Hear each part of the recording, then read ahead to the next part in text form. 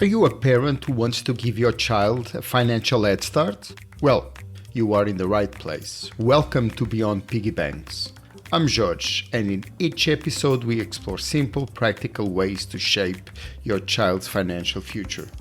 And the best part, you don't need a financial degree, and you don't need a lot of money to begin. The earlier you act, the bigger their advantage becomes. Let's build their future. 9 episodes. We have met the allies: time, diversification, compounding, and automation. We have named the dangers: behavior, inflation, fees, and currency. We have now understood the ingredients: the 5 asset classes, what each one does, and what risk each one carries. We have opened the basket, the ETF, the pre-arranged fund that makes all of this accessible at the lowest possible cost. Today we cook. This is the episode where everything comes together, where the theory becomes a real portfolio, where the principles become percentages, where the engine gets built. And I want to be clear about something before we start. This is not a recipe that fits everyone. There is no single correct portfolio. What I'm going to give you is a framework, the thinking behind the choices, so that wherever you live, whatever platform you use, whatever your situation is, you can apply the same logic and build something that works for you. Let's begin. Before you can build a portfolio, you need to answer 3 questions. Everything else follows from these. Question 1. What is my objective? Given the name of this series, the answer is clear. We want to provide a financial head start for our children. That is the why behind everything we have built. But the objective has a second layer, and this is where people differ. Do you want to hand over the engine, the entire system, running and compounding for your child to continue? Or do you want to materialize a specific amount at a specific point in time? These are 2 different goals, and they produce 2 different portfolios. If your goal is the engine handover, you are building for growth. You are not targeting a specific number. You are building a system your child inherits and continues. Risk can be higher. Time can absorb more volatility. On the other hand, if your goal is to achieve a specific amount, say enough to cover university or a house deposit or a first investment, you are building towards a target. A crash 2 years before the finish line is a real problem. Protection becomes as important as growth. Question 2. How long do I have? This is the most powerful variable in the entire system. Time determines how much risk you can absorb. Time determines how much of the early portfolio can be in high growth, high volatility ingredients. And time determines how urgently you need to start shifting toward protection as the horizon approaches. A quick brief reminder on risk and time. We covered this in episode 7. Every asset class carries a risk profile. Equities are high risk, high return. Bonds are low to medium risk, lower return. Real estate sits in the middle. Commodities add diversification but generate no income. The key insight is this: risk is not fixed, it is relative to time. An equity that drops 30% in a single year is terrifying if you need the money in 6 months. Over 15 years, the probability of recovering from that drop and coming out significantly ahead is historically very high. Not guaranteed, but consistently demonstrated across more than a century of market data. Time absorbs volatility. The longer the runway, the more risk you can carry, because the market has more time to recover, compound, and grow. And here is something worth acknowledging. As your child grows, the runway shrinks. A portfolio built when your child is 5 should not look the same when they are 15. The shift is gradual, not dramatic, but it is deliberate. And we will see exactly what that looks like in examples ahead. Now, two real examples, different situations, different goals, different portfolios. But before we look at the numbers, one very important note. The ranges I'm about to give you are guides, not simultaneous maximums. Choose a point within each range that reflects your situation and your comfort. The total, of course, must always be equal to 100%. Example 1. The engine handover. Your son is 5 years old. Your goal is to hand over the engine when he turns 20. Not a specific amount, but a running, compounding system he can understand, continue, and build on. You want to give him the financial education alongside the financial foundation. 15 years. Engine handover goal, high risk tolerance. At 5 years old, this portfolio looks something like this. Between 80 and 90% of global equities. This is the engine, the growth driver. 15 years is enough time for the historically very high probability of recovery from market downturns to work in your favor. Diversified equity markets held over long periods have consistently rewarded patience. Between 5 and 10% of bonds and fixed income. A small stabilizing layer, not because we fear the market, but because diversification across asset classes is always sound practice, even in a long horizon portfolio. Real estate between 5 and 10% adds genuine diversification. Real estate often provides a cushion when equity markets fall, though in severe crisis, correlations between asset classes can temporarily increase. It earns its place as a long-term diversifier, not a short-term hedge. And finally, commodities, 0 to 5%, optional seasoning.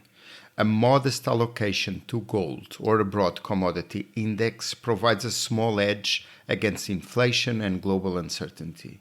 If you prefer simplicity, just leave it out. Now, fast forward 10 years. Your son is now 15. 5 years from handover.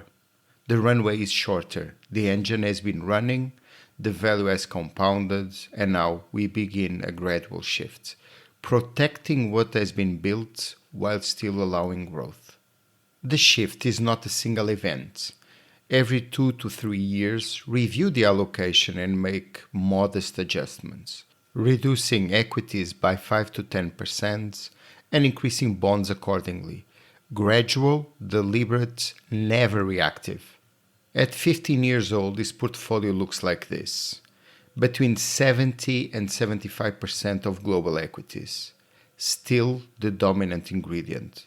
Still the growth engine, but reduced, because we can no longer rely on 15 years of recovery time if markets fall sharply. Bonds and fixed income between 50 and 20%. Increase significantly. This is the protective layer growing.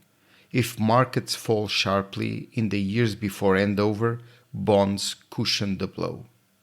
Same percentage for real estate. This stays broadly stable across both snapshots. That is deliberate. Real estate is a diversifier, not a risk asset we adjust with time. It holds its role regardless of where we are in the journey. And finally, commodities, unchanged, 0 to 5%. The shift from age 5 to age 15 is not dramatic. It does not require selling everything and starting again.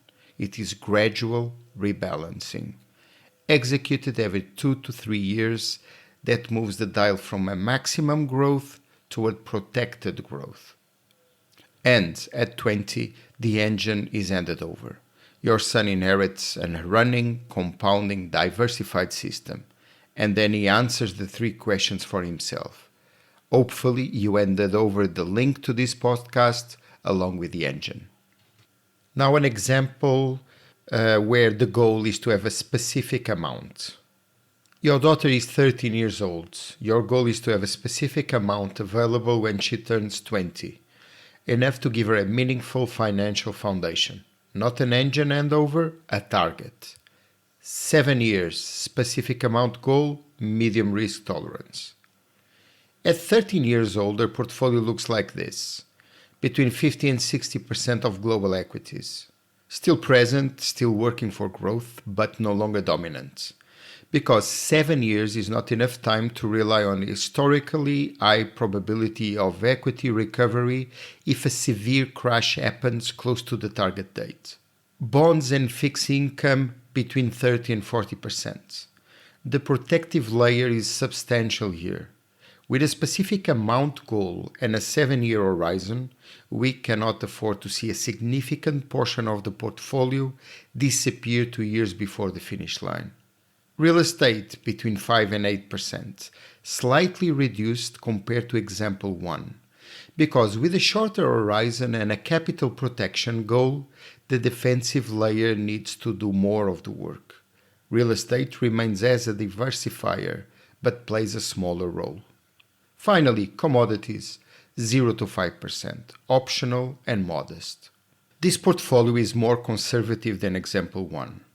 Not because the goals are less ambitious, but because the time horizon is shorter and the goal is a specific number.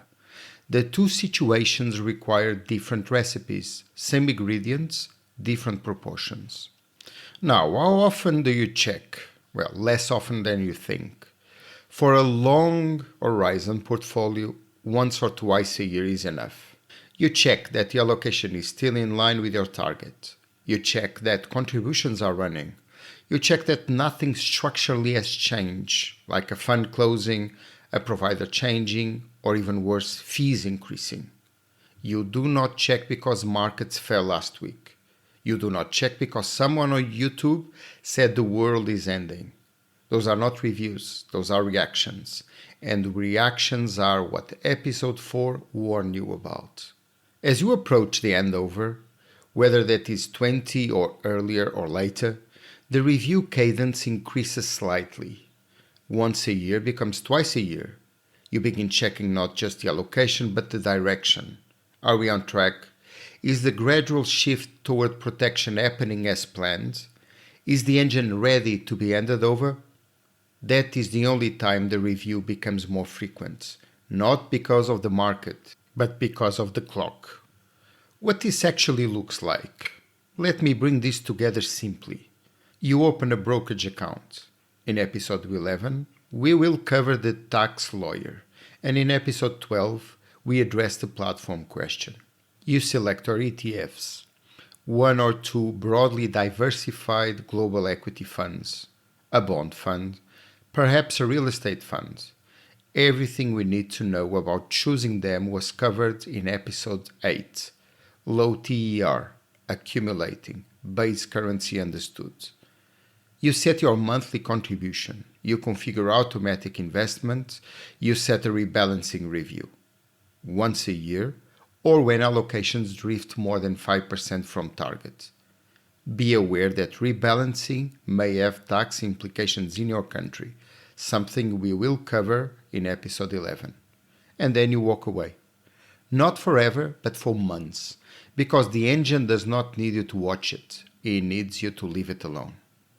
The allies are working, time is absorbing risk, compounding is building momentum, diversification is protecting against individual failures. This is not exciting, and it's not supposed to be. The most powerful financial systems are the ones you forget about, until the day you hand them over. The recipe is built. You now understand the 3 questions that shape every portfolio decision.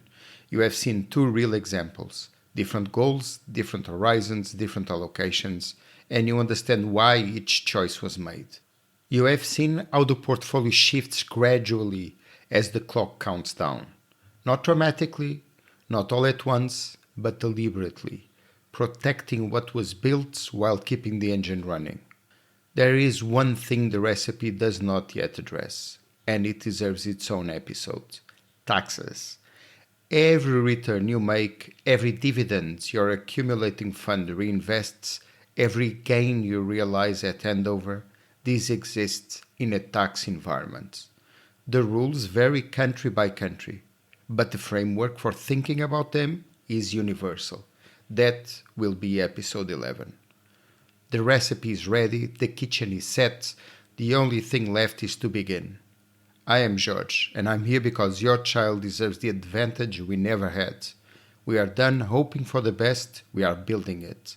Subscribe to Beyond Piggy Banks on Spotify, Apple Podcasts, or wherever you listen. The clock is ticking. Let's get to work.